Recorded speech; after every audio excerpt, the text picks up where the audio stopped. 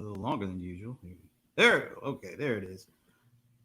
Brent Leary here, and once again, I'm still sheltering in place here in Atlanta, Georgia. I think I've been doing this for the last 4.5, 5 months. But luckily for me, I have a lot of great people to talk to and a lot of great subjects to talk to or talk about. And today is definitely the case here because with me right now is Francis Carden. Francis is the VP of Digital Automation and Robotics for Pega. Francis, thank you for joining me. Hey, it's my pleasure. What else have I got to do? Talk to me. I guess so. Today, you're priority number one, Brent. You're priority number one. I've been waiting all my life to hear that. So thank you very much. No, but let's Sounds like talk a a bit little bit mystique. about let's talk a little bit about RPAs. Let's talk a little bit about what you guys are doing with RPAs in terms of releasing X-ray, and you can tell us about how bots can actually self-heal. We'll get into that in a second, but maybe just give us a little bit of a background as to what you kind of what your role is at Pega. Sure, yeah. As many will know and attest, I was one of the founders of an RPA company called OpenSpan back in 2005. That was acquired by Pega in 2016. And even before that, I had another software company that was doing automation and GUIs on top of mainframe applications. So, it seems to have followed me everywhere I've gone. It's all called RPA now for some reason. I'm not going to debate the reason, but it seemed to help some companies raise a lot of money. My role at Pega since the acquisition is obviously initially was to integrate the technology and the terminology and the people and the business process into Pega, but equally the reverse is to ingest all the things that Pega's been doing to bring together a truly intelligent automation story that may or may not include RPA. So that a lot of RPA is pushed very heavily by people that typically only do RPA. But we have a lot of tools in our toolbox, a lot of powerful ways to intelligently automate process and capabilities. So we have a lot to choose from with our tech. All right. And you said just before we got on the broadcast here that you had been doing this since when? Yeah, it's 40 years. I know. I look so young. No, you do. Now, That's a long time. Well, I started when I was 17. I joined a computer company and I was programming keystrokes and macros in, dumb terminals. It was like, just to speed things up. I was getting bored of rekeying stuff. So I just pressed F1 and F2 and then did that. And then I started a terminal emulation automation business back in 1988. I was going back even further. Sorry, not further, but going back a long time still. And I sold that in 2001. And then we started this RPA company. It was known as Desktop Automation then, but we started that at RPA company in 2005. So yeah, I've been doing it a long time. Absolutely. You had another name before it was called RPA. What did you just call it? So we had a Desktop Automation was for the attended RPA, and we called it Automation Broker for unattended RPA. But then I think it was Blue Prism and HFS kind of pulled it together as a term RPA. And then suddenly, because it was called robotic, everybody wanted it. It was like, just give it a name. And it's like a rebirth. It's amazing. Well, it sounds like everybody does want it because I'm looking at the Gartner market size for our RPA, and it looks like they're tracking at 2.35 billion for this year. But it says by 2027, that 2.35 billion is going to go up to roughly 25 billion. So it's almost like an 11-fold increase over the next 6 or 7 years. So we've been throwing around the three letters RPA. Can you just give us a high-level definition of what it is, and actually, what are those three letters? What do they stand for, and what is it actually? It stands for Robotic Process Automation, and about a million things underneath it, depending upon who you speak to. To me, it primarily started life as automating applications that run typically on Windows machines on desktops. And sometimes you could automate them 100% and move those desktops to a VM, and they all run by themselves in a locked cupboard, right? Properly governed and secured, hopefully. And then, attended RPA was basically you put it on the desktop and it would automate alongside a human. So you could improve the human's performance by 20 to 40 to 50%. But if you get to 100%, you don't need the human. So you would move it to the server room and you'd automate. But predominantly to me, what it started out as, it's morphed into some very different things, not necessarily rightly. But RPA was predominantly automating someone else's user interface, the keyboard, the mouse, the screen. because it doesn't change a process. It just automates the as-is process. And then, of course, it got, throw some AI at it, that suddenly makes it uniquely different, or throw some, API integration in it. But then, to me, those things aren't really RPA. Everybody should have their own sandbox on the tech capability in the tech. But once it got given a name, robotic, investors jumped on it like you just, well, everyone knows the history for that. Billions of dollars got invested into it. But if you're automating a UI, you're basically saying, the old processes are fine. No, they're not. You're just keeping them alive for longer. You're adding to the debt, right? I think one of the analysts calls it a tax on legacy. It's so true. And so for the years I've sold very successful large implementations of RPA, I never turned around to anybody and said, oh, it's transformational, it's going to change your life, it's going to change the way you do business. No, it's an operational improvement benefit. And whilst you're on, maybe you could use some of that money that you save, you can improve customer service, you can improve task completion times, but better you use some of that funding to go and actually transform your business. But it's turned into something apparently much more than it is, and I don't believe that's actually that's right. You've got intelligent automation, which is a myriad of technologies, which includes RPA. And RPA typically should be used as a bridge to transform your business, because any business that's not transforming and just band-aiding stuff together with RPA is not going to be competitive a year or 2 or 3 from now, right? Because their peers are truly transforming their businesses and don't need RPA or very little of it. And that's got to be ultimately the goal. Nobody really wants screen scraping, right? Not a sexy name, let's put it like that. Well, it's sexy when it's called robotic, though. Billions of dollars at stake there. So talk about intelligent automation. I guess that's where people look at digital process automation, and maybe the intelligent aspect is why people look to this as part of digital transformation. Yeah, so I like to take a step back and think about work, right? Work that a human does at their desktop, right? That's really what we're focused on, because we're not talking about necessarily APIs and the other stuff that's done. That's, we can talk about that later because it's part of this. But predominantly RPA, or the work that gets done by a human, there's a start point. It might be a mortgage loan application. It might be a call because they're complaining that their network keeps going down or their mobile phone keeps breaking, whatever it might be. A call comes in, and then ultimately there's an outcome. And then, if all you do is automate the existing way you solve that outcome, all the underlying debt stays around. It's not a digital process. Intelligent automation says, let's rethink how we want that outcome to occur. We want it to happen faster. We want it to reach out to the customer before they call us. All of those things start to really evolve if you think about it. Intelligently automating a process is not about automating the as is, but automating almost the wannabe. Where would you like as a business that process? If you was to start a new company today, you don't go out and buy 6,000 legacy systems and use RPA to turn yourself into a digital business. You typically build, or you buy some technologies and you build a digital business. And so you are intelligently automated from the ground up. And RPA is basically trying to not intelligently automate you from the top down. And so it's a matter of using the right technologies. And what's put people off in the past from being able to digitally transform a process is some things are just hard to do. And so technically you might get such a roadblocker, you might as well just use RPA. But what we believe is you can automate much of the process using intelligent automation, whether that's low code or whether that's design thinking to re-engineer a process, or case management, and then use RPA to plug the gaps that would have prevented you getting further along the digital transformation story. And then think about replacing those RPA bots. We've got customers that build bots only if there's an end-of-life strategy for them, right? I mean, that's very forward thinking and very creative and very right?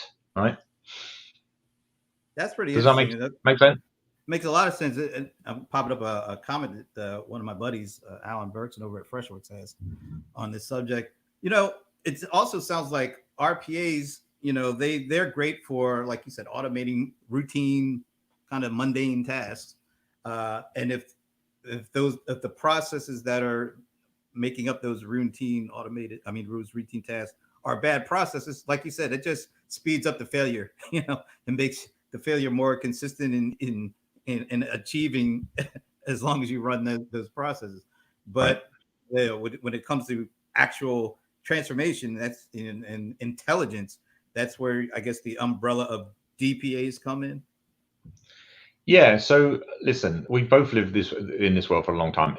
To automate a process properly, i.e., to rethink it, reimagine it, everybody thinks that's a big ticket item. It's going to take many, many years. You know, BPM was known as like it's going to take forever, right? It's like ERP. I mean, that's the worst one. But you know, Oh everybody God. thought it was so big, right? Right. You know, yeah. Oh, we'll implement an ERP system in 6 months, or we'll digitize a process in 3.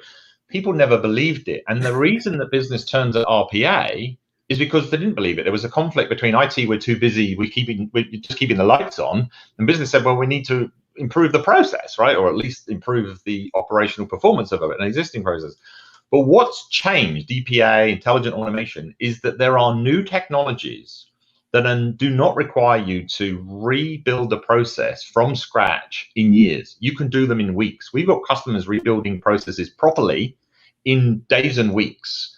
And that may or may not include RPA. Often it does not, but it's there if you need it. But if you think about an RPA vendor that's raised all this money, they have to push RPA. That's their license revenue.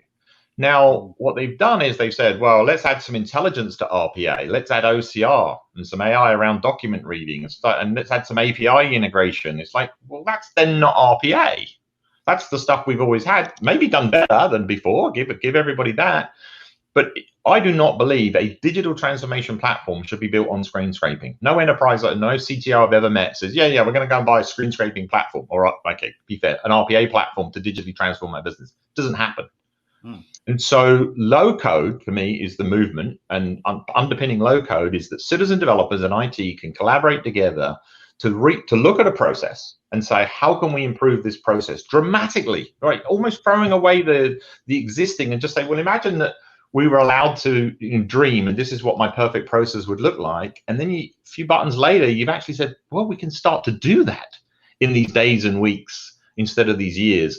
And that's what we're seeing. It's almost a competition. It's almost now cheaper to build a new process than it is to use RPA to plug the old one, because if you take into account the cost of bot maintenance, if you take into account the cost of maintaining those legacy systems and the infrastructure required to do it, and IT and QA and everything else. But if you take a step back and say, well, again, to my point earlier, you as a new digital business don't buy those legacy systems, but you manage to build a digital business. So that, they say that never the twain shall meet, but that twain's meeting now, right? You are literally seeing companies, and we saw it through COVID as well. We saw lots of RPA vendors going out there building some bots, which, kudos to everybody who contributed to helping, through this pandemic. But we also saw a massive number of companies with Pega building applications from scratch in days, like loan applications in days. Instead of band-aiding an existing loan application with RPA, we were actually building brand new loan applications where banks could put those online so that people could apply for a loan, the loan be processed. And when you talk about building an application in a week or two, people don't believe you, but it's true now. That's DPA, or intelligent automation. Do you see a lot of people saying digital transformation and trying to figure out the fastest way to, kind of move away from manual to having some kind of automation? And it's mostly about just taking what we have and making it more efficient, even if it's not, looking at how we can re-architect it or saying, oh my God, this process really isn't all that great to begin with.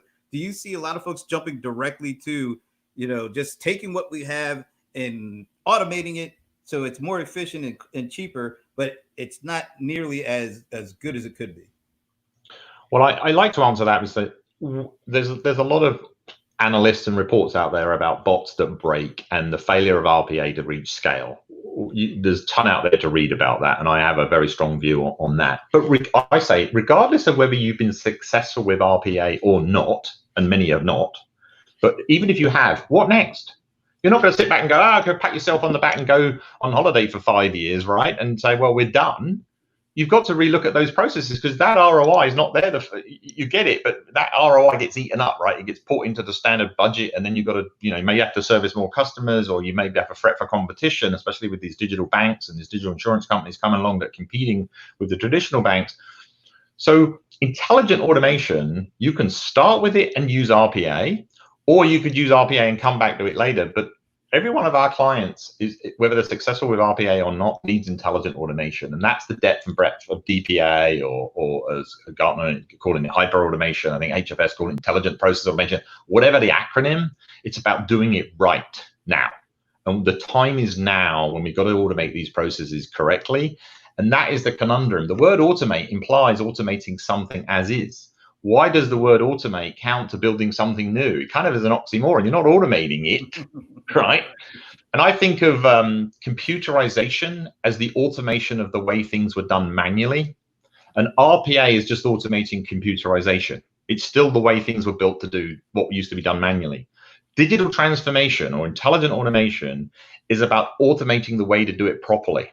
Now you can. You couldn't do it that way 10 years ago. The technology was too hard, right? Big project. Now you can build things in days and weeks and months that used to take years, and it's transforming the game for the entire industry in every sector.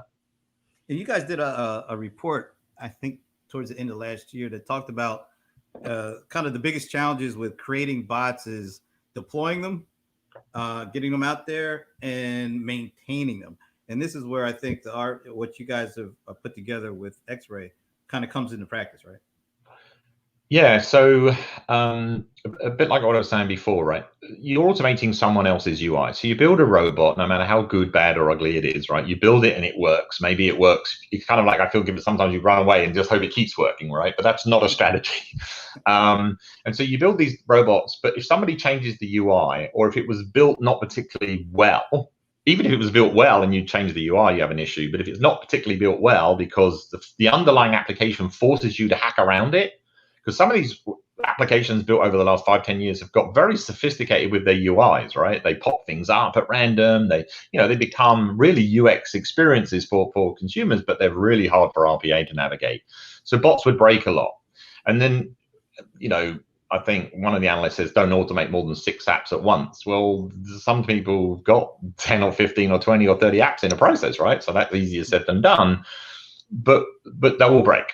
And that's across, and even though I believe we have the best technology, they would still break. If somebody moves something too much or a programmer changed something, someone's got to go back and fix it, right? Mm.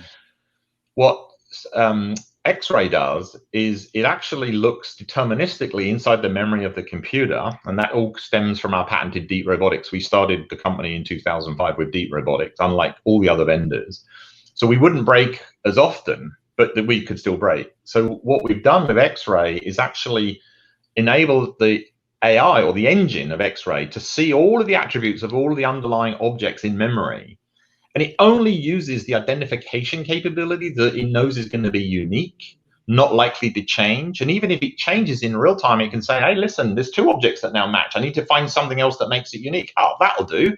And so it's doing this constant evolution. So most of the time now, not only are you building them very robustly through deep robotics, but most of the time now, if the developer changes something that would typically break a bot, it no longer will break. And that's not every time. Listen, if I move the OK button from screen 1 to screen 2, someone's got to go back and fix it. That's life. That doesn't happen too often. But generally, inside the UI, there's a lot of idiosyncrasies describing how that UI works at an object level. And every RPA vendor drops down to some really technical coding in order to prevent them breaking.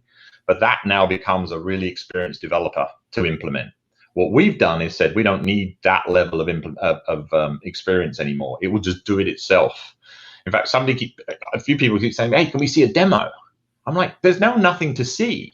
You just start automating the objects on the screen. We'll take care of identifying, making sure it's unique. You don't have to worry about that anymore. And so, tongue-in-cheek a little bit, because behind the scenes, obviously, we're doing a lot of work, and we try to show it, but that's really a lot of our IP, and that's where the AI kicks in. It's very powerful. So how much of the maintenance does this take away? I mean, if things had to be updated monthly, before X-Ray, how often would somebody have to worry about having this thing up to date? So it depends upon the vendor. The different vendors do different things differently. But if I just stick initially to what Pega used to do, it wouldn't be monthly, right? Well, sometimes it could. I mean, I always said, don't automate a UI that keeps changing that much. It's just pointless. There comes a point of no return, right? You just fix it and then come back tomorrow, you got to fix it again. And, and you can build those kind of controls, and that's the advantage of attended RPA. You didn't have to automate everything. You just automated the stuff that makes sense, right? And the user can carry on doing the stuff that wasn't easy. But with the Pega robotics, it was very robust anyway. So I would say it's probably going to at least maybe 70%, and it may, in many cases, it may even be 100%. It depends how subtle, right? I mean, we don't break now if a user just changes his desktop from French to English and the objects change. That we look at a lower level than the screen resolution.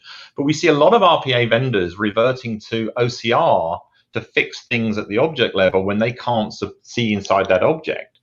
Wow. And they're all using the standard capabilities like UI automation or SAP GUI or Java Bridge. So they're all using the same technologies. We didn't use those technologies. The other benefit comes right up front. You would have to be trained to learn how to match an object uniquely. And every vendor masks this when they do a demo to the analyst or when they do a demo to a customer. They don't show this. They show the happy path. But once you start getting into a complex app, you have to learn what makes that object unique. And that might be an X path, or it might be a control ID, or it might be something. You have to figure it out. And then if it doesn't work, you come back and mix and match and mix and match. That's a technical developer. A citizen developer or business developer can't get their head around objects. So our product was harder to learn, but you could do a lot with it. We've now taken away, you now don't have to learn that aspect of it. You just don't. You literally can start automating. I want to take that object, and when this occurs, I want to do that, and I want to do this. You don't actually have to do any of that. The learning aspect of X-ray and the self-healing means that the majority of the time it just does it, and that's quite a game changer for RPA. But remember, I even said right at the beginning, even though I have the best RPA technology, a little bit biased, doesn't matter, right? Even if I have the best RPA technology, I still don't believe RPA is the right thing to do for all instances. I think it's a bridge, it's a stepping stone. You've got to be looking at intelligent automation. And what we do at Pega is we do two things. One is if you come to us and only want to buy RPA and you don't want to use the rest of Pega, we'll sell you that. That's fine. But if you buy Pega or one of our Pega apps or a Pega platform, we give you all the bots you need. Why should we charge you for something tactical when you're buying into our digital transformation strategy? So this has been a worry. Now we've seen Microsoft come in, we've seen IBM, we've seen Appian come in, and they're all bundling RPA, right, in some form or another, or they're charging a bit for it. We bundle it, as I said. So that's now a question on what is really the size of this market. How can RPA be a, $27 billion market if a year from now, actually, most RPA is just bundled or part of the process? Except for the RPA vendors that are going to tell you they're selling lots of them and they're getting a high price for them and they're not breaking. But of course, we know by all the evidence and the reports, RPA is a brittle technology, but it has its place. Really does. Didn't Microsoft just buy an RPA company? They did. Never heard of them. WDG, I think it was, which, look, I've been doing it for 15 years, specifically RPA, right? And even longer for the rest of it. And I always go, oh, yeah, I know them. We come up against them at this account or at this account or that. And then Microsoft jumped in and said, oh, this is attended RPA. I have no idea what that means to Microsoft. In fact, an unknown piece of history is that for the first 3 years, we partnered with Microsoft with our RPA technology. And before it was called RPA, it's called RDA, right, or desktop automation. And we implemented a large number of clients with them. They implemented some without us. They would drop the code more often than we would, and we would just do the visual design, and people would call us to do the visual design. But then Microsoft end of life that product around 2008, 2009, I believe. And they moved it into the Dynamics group. So I was actually quite shocked they went and bought something I thought they already had. But I suspect maybe, the rumor is they got them quite cheap, so why not, right? I don't know. I'm making that up. Well, no, I'm not making the rumor up, but it's the rumor. I'd be wrong to say that. Maybe they paid $1 billion for them. I don't know. Somebody agrees with you here. Why should I charge you for something tactical when you're buying into our digital tech? I mean, they're quoting you verbatim, so that's always a good thing when you see people doing that. Hey, listen, people say to me, well, the problem is Pega tries to push this and push that, push that. No, I don't. I give them a choice. If they deploy RPA, attended RPA, or run attended RPA, or transformation, I don't mind. It's a choice. And when you talk about DPA, what's interesting, if you look at DPA or IBPMS or low code, any of those quadrants or waves, not a single RPA vendor exists in them. Not a single pure RPA vendor exists in them. Because they're trying to be RPA vendors turning into intelligent automation companies. But Pega's had 35 years to become an intelligent automation company, and it added RPA, like Microsoft, like Appian, et cetera, right? So I think this idea that you can take an RPA platform without a lot of money and time, and God bless them, they're trying, right? I mean, I can't blame, the other RPA vendors. They're trying to become, but let's see if they ever make it to a Gartner or a Forrester wave where you're talking about true transformation as opposed to these standalone RPA waves that are pure tactical. That's Francis speaking from the heart. I mean, good luck. Well, do you think, RPA, the focus on RPA from some companies when it comes to digital transformation, is that just kind of a stepping stone to move over and get to more intelligent automation? It can be. It can be. I mean, at the end of the day, some companies are desperate to optimize processes, and RPA is a great fit. Get it done now, right? So this is why Pega does sell you RPA. You don't have to use any other part of the platform if you don't want to. The fact is, when you buy our RPA, we give you all of the platform to go play with, so that you're not just screen scraping or doing UI automation. You may want some of the low code to build some digital processes. You may want some email bots or some chat bots or etc. And you get all that, right? You get to use it and play with it.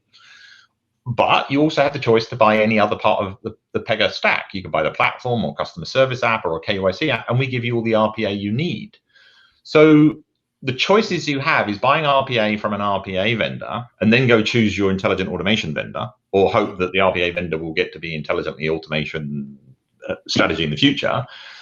We just think that it's easier to have one choice. And I think that's what the other vendors like Microsoft and Appian and even SAP have recognized. Just put it in the stack. You can use it if you want it, if you need it, and you may find you don't need it, but that's okay because we don't charge for it when you buy something else anyway. But the bottom line for those kind of companies is they are really looking at true transformation. They're not just looking at what I call digital transition, which is like, taking manual processes and just taking those exact same manual processes and automating them some way without changing them at all, or not even trying to make them better. And you see a lot of companies saying that's their definition of transformation, is just making it, automating stuff to make it more efficient and cheaper. But most people, or you see in most enterprises, they're truly focused on transformational aspects, using intelligent automation, trying to figure out not just to replicate, manual process and make them automated, but truly seeing how they can leverage this new technology to create things that they couldn't have done before and never even thought about doing before. So, Brian, one of the dichotomies of all of this was the money that came into all the RPA vendors enabled them to tell the world that this was the best thing since sliced bread, and you don't need anything else. Just go automate. And to the business buyer, that was music to their ears, because they didn't have to turn to IT, apparently. They did in the end. You don't have to turn to IT. Your business person could just go build bots. And some have been successful, not like massive amounts. I think it's 8% get to scale if you count 50 bots as scale. And there are some customers that have 500 or 1,000, and that's all fine, right? But they're fewer and further between.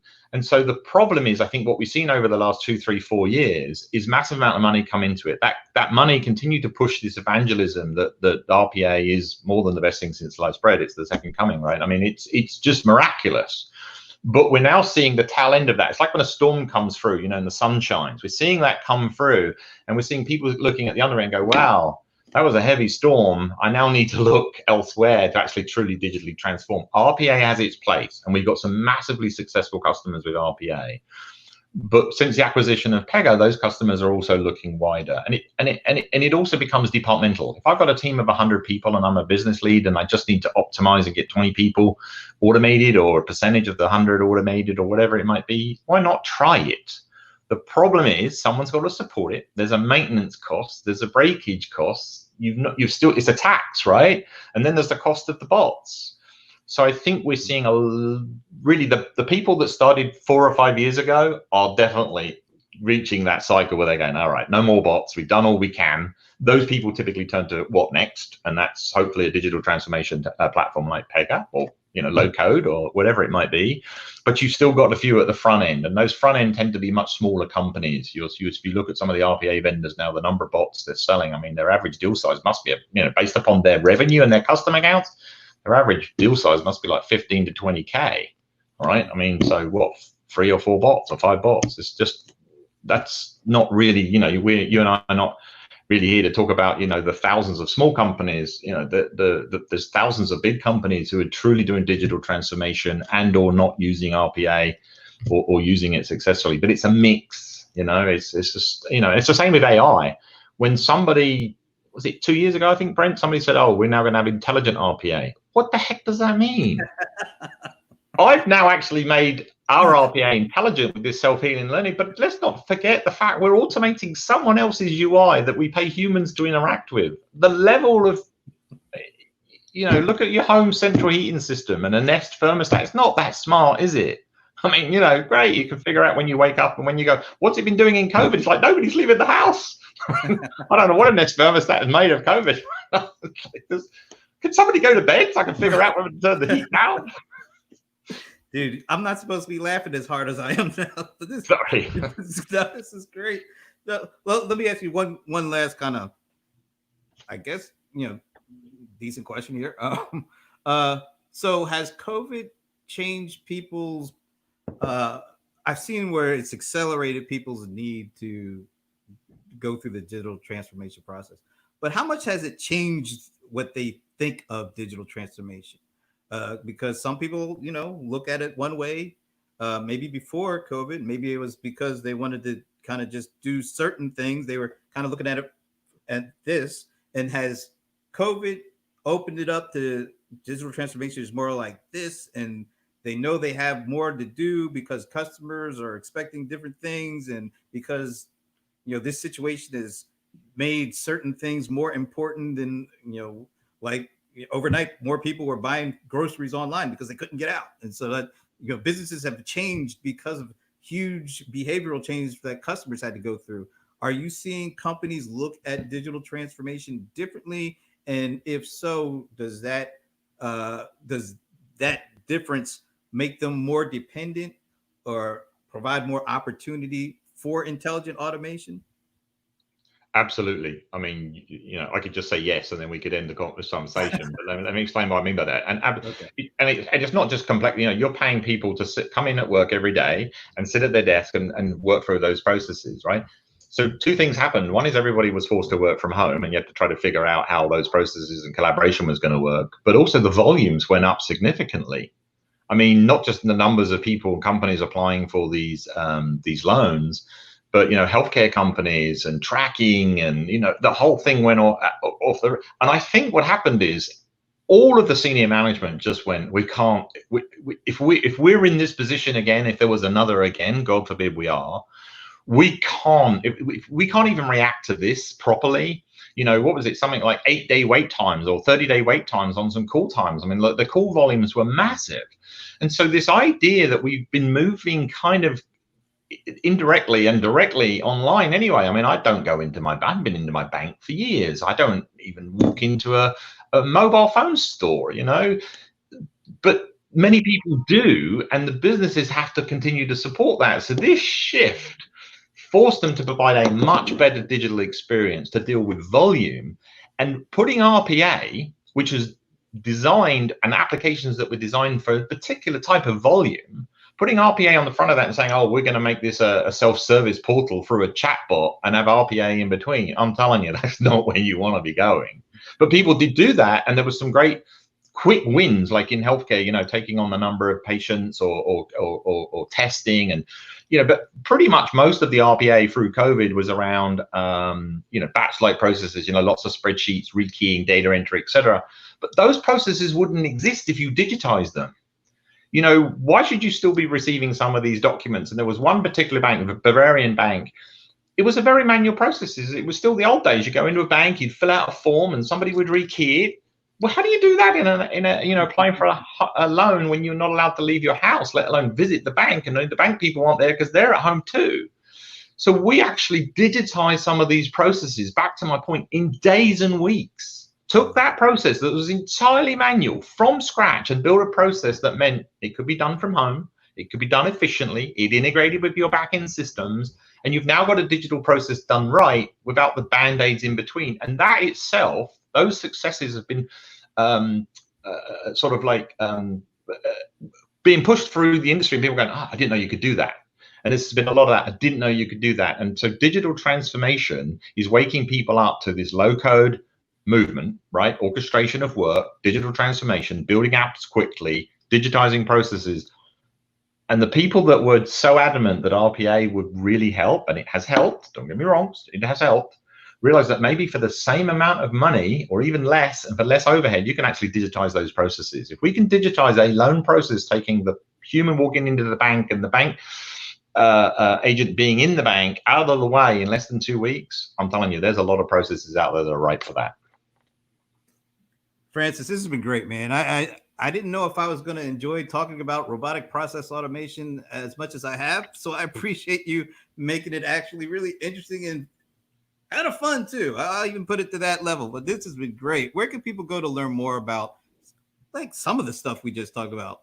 I think if you search for Pega and X-ray now, we got so much kudos. There's so much. It's been traveling around the globe. I'm literally getting multiple requests to talk about this and to go into deeper dives, etc. So just go to pega.com and you can check out all the intelligent automation. I think there's a big thing that we're pushing right now, which is a center out methodology, where you actually start looking, instead of trying to build a process and think, oh, I can never do that, start looking and breaking that process down and just quickly building digital processes, and then figure out how you connect them and what the UI looks like. So pega.com is the place to go, or just search for Pega and RPA and X-ray, you'll find it. And by the way, I have one question for you. Your washing's nearly ready behind you. That looks like a tumble dryer from here. that is my famous fan. Everybody has a comment. They used to think that I was trying to hypnotize people.